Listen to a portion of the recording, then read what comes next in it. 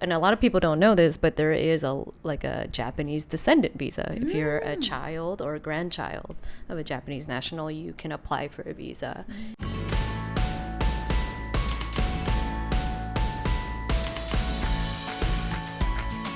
I came to the Google startup campus in Shibuya to meet with my friend Kaori, a former graphic designer turned UX designer who lived in New York for 5 years from 2018. We chatted about living in each other's countries, the opportunities for tech jobs in Tokyo, and the cultural differences for women between Tokyo and New York. Her story is fascinating. I really hope you guys enjoy our chat. I really love your passion to support community or create community. I have kind of a similar passion. Through the community, we can share our stories, and then we don't need to scare to like open-minded because Japanese people are not open-minded. And also, I want to help the people or startup who want to expand to Japan or to the US, because I knew Japan and the US startups pain point from the designer's perspective. That's why I'm making kind of like many circle, like collaborate with you, collaborate with someone, and then it's small world, it's connecting, right? It just kind of flows. I mean, I think this is why this is so inspiring to meet someone like you, because you are creative, you are tech-minded, you have this bicultural experience, but also you love storytelling and like being so curious and asking questions. And I think this is why you and I connect a lot, because this is where like I want to create content like this too, and like we have a lot of overlap, and that's why we're doing this together now. But like, it's so interesting that you were able to make the move to New York, right? Like, what was that process like for you? Like, how did you manage to make that happen? Yeah. Before pandemic, I was more branding and graphic designer, and then our clients were wedding industry in Japan. Yeah, so I created many paper items, and then so that's why the company gave me a visa for 5 years. That's why I could move to New York. But due to pandemic, no more wedding.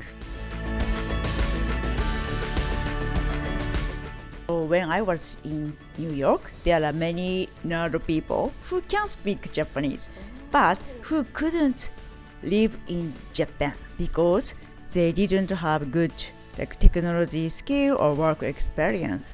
So they came to Japan, but they became a English teacher, but salary is not high. And then they had to live in like super countryside, no English speaker. So they isolated, and then they had to move back to New York with tears. Yeah, it's so tough.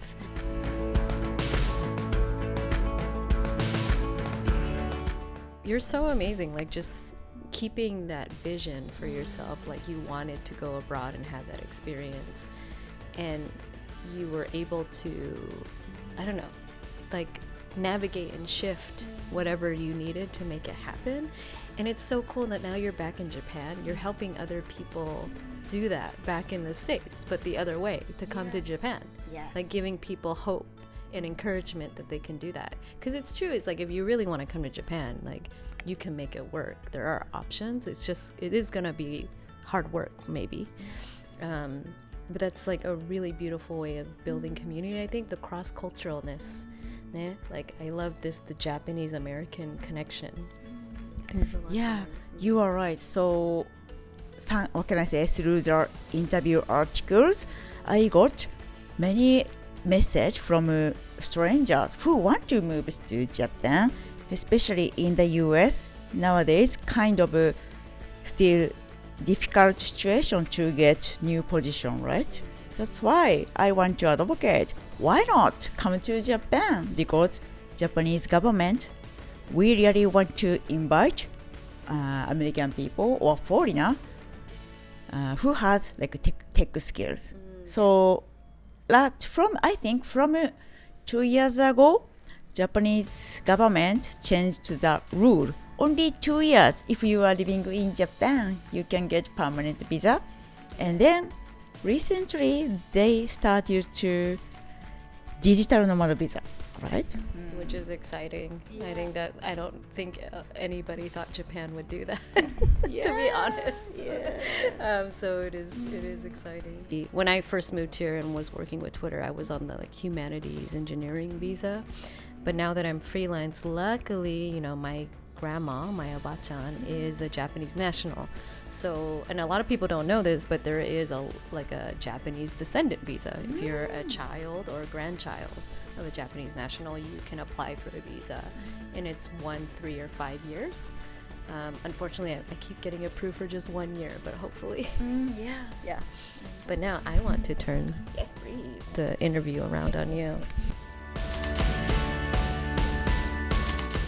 Made the shift during COVID to get into more UX design? Yes, it's funny story. So in 2020, I broke up with someone, and then I couldn't sleep, I couldn't eat. Oh my gosh, I have to focus on something new.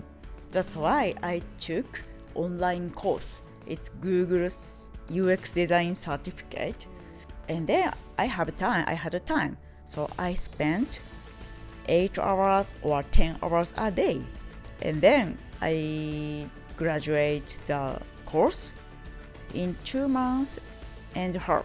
Maybe I am a first Japanese person who graduate. Probably. That's pretty amazing. And then how about language? Because I think you mentioned that you didn't speak English before you went to New York. Yeah, so in 2018 I needed to join a language school. And then I joined a Columbia University's language school because it was cheap. But so before joining the school, we have to pass the kind of a test. So my class was maybe the three or C, maybe C, A, B, C class C, and almost all of the super beginner. And then maybe class A is how to write ABC. Yeah, so I couldn't do introducing myself. Still my English is weird, but thanks to the language school. And also I joined a language meetup every Saturday at the cafe. We had a meetup. It was serious meetup. English and Japanese practicing each other. And then I could make otaku friends. They can speak both language. That's tough to find a serious language meetup. I think especially here when you hear stories around, especially people on Bumble, just trying to find an English tutor. It's very hard to find a language partner where they're actually serious about learning each other's languages. So that's really cool. You were in the States for 5 years. I've been in Japan for about over 5 years. And I think what was interesting when I first moved here was a lot of people would be like, why did you move to Japan? Everyone wants to go live in the States, right?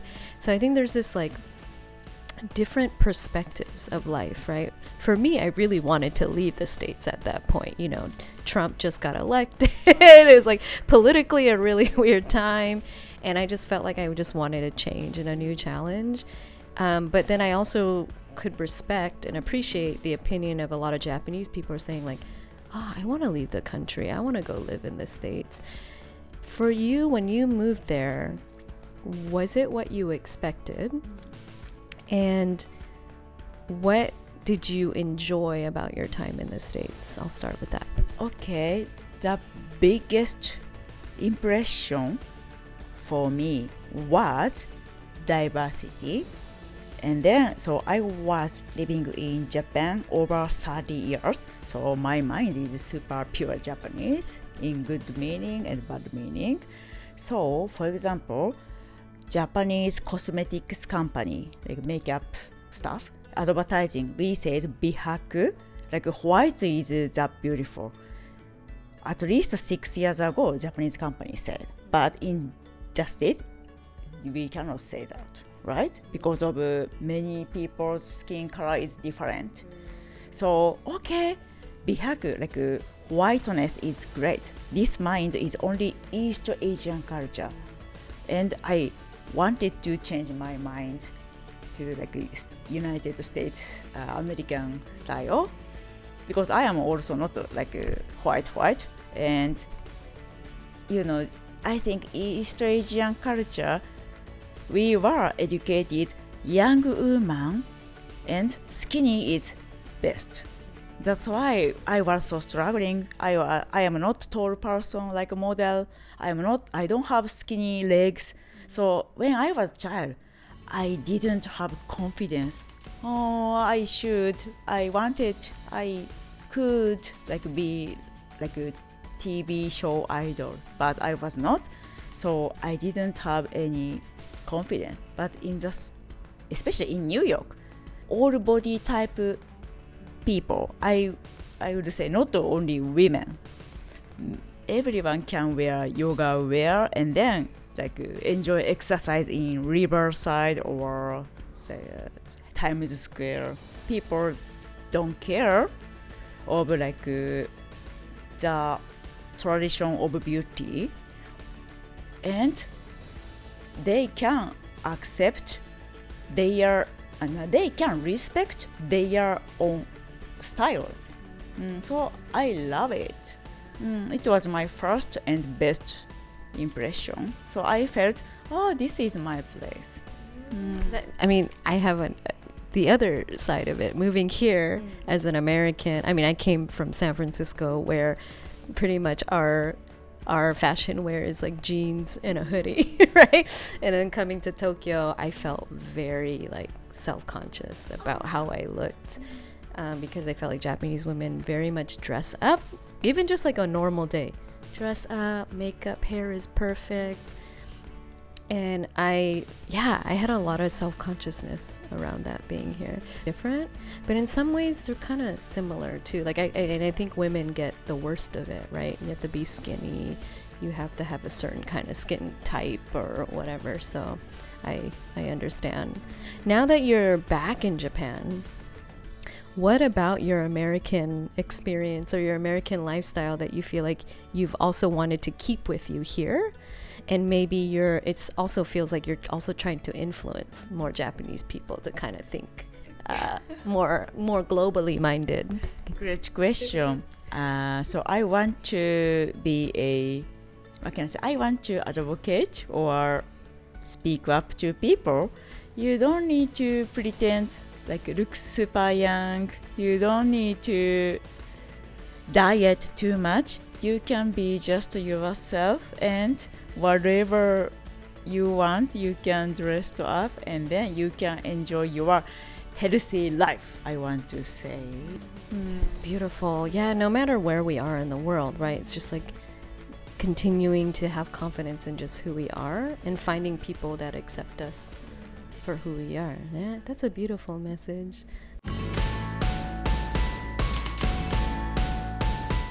So I have a question. Yeah, how should we end? So okay, so when you came to Japan, so you saw many Japanese female people. They wore maybe dress or like high heel, because in Tokyo, especially Tokyo, there are many escalators. We don't need to worry about like walking a lot or stairs. That's why I understood people love high heel, wearing high heel. So did you feel bad, or you felt, it's okay, I have already my style, I don't need to wear like feminine style? How did you feel? Yeah, I think my initial reaction was like I felt bad. I still don't like wearing high heels. I have high heels for some occasions. But it got to the point that I actually hired a stylist. You hired a stylist? Oh, hi. Wow, yes. It's a new story. Yes. I hired a stylist in Tokyo. She's actually Australian, but she lived in Japan for maybe 2 decades already, married to a Japanese husband and had kids, and like speaks Japanese fluently.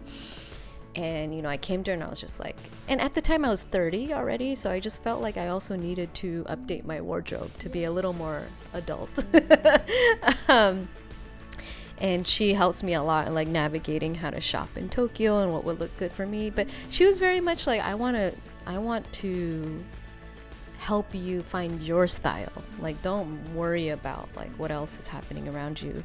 Because yeah, women here, they, even at Twitter where I worked, like, you know, they wear the skirts with the stockings and the nice shoes and always had a nice blouse and just were very feminine. And I felt I needed to dress that way, so I would come to work also with my skirt. And like, yeah. And I always felt so uncomfortable. And like, it wasn't until I moved to Tokyo that I started wearing full face makeup. Like, never would I do that in California. It's also like people don't expect that in California, so you don't really do that. But here I just felt like I needed to wear makeup to feel, I guess, pretty or like okay. And it took me a long time to unlearn that. Yeah, it's a really interesting conversation. Yeah. Okay, so I often say life is A/B testing. So you try the Japanese like traditional makeup and then fashion, and then you, what can I say, back to the B. You are like more California style. Okay, you tried A, B, maybe E. Is this correct? Yeah, I mean, same for you, no? Like, of course. Yes. And I think you and I have done that just in different ways. Many times. Yeah. Not only A, B, A, B, C, D, Yeah, Z. yeah, I try. Exactly. Yeah. And I'm still testing. Yes. I think a lot of me just figuring out who I am is you gotta have to externally kind of push boundaries and like try new things, right? And then you start figuring out, oh, I don't like that, I like this is not me. And my challenge in living in Japan is like, how do I become more myself in a culture where, as you were kind of alluding to, it doesn't really accept individuality too much. Like, you kind of need to just be like everybody else. But that's why it's so cool to meet other Japanese people like you that have this diverse experience that can kind of like start changing the way things are here and helping people feel like they belong. Yeah, you are right. And then, so I would say maybe 15 years ago I moved to the US and then I came back to here. So if I was like mid-20, I couldn't have strong confidence. But I am not a young lady anymore. That's why I feel confidence. It's okay. Even if you are like over 35 years old woman, you can do whatever you want. So let's end it on that.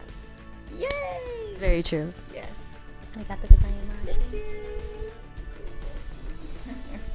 Woo, we did it! Maybe we'll do more in the future. If you Yes. guys want more, let us know.